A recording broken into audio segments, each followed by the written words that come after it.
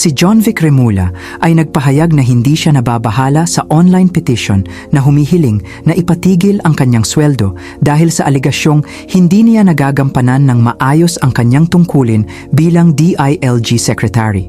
Ayon kay Remulla, hindi raw niya hinahawakan ang kanyang sweldo mula nang maupo sa pwesto.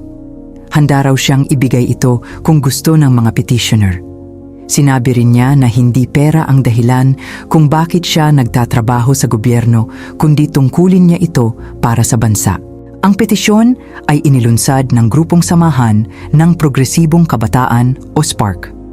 Inaakusahan nila ang DILG na bigong maaresto ang ilang personalidad tulad nina Ronald De La Rosa, Harry Roque, Gerald Bantag, Atong Angzaldico.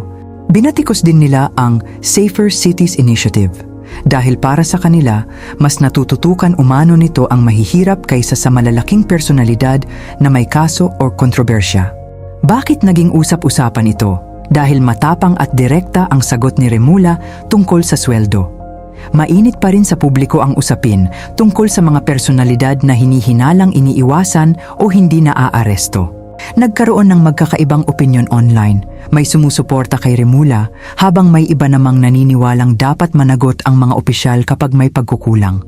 Sa madaling salita, ang issue ay tungkol sa pananagutan ng mga opisyal ng gobyerno at kung sapat ba ang kanilang aksyon sa pagpapatupad ng batas laban sa mga kontrobersyal na personalidad.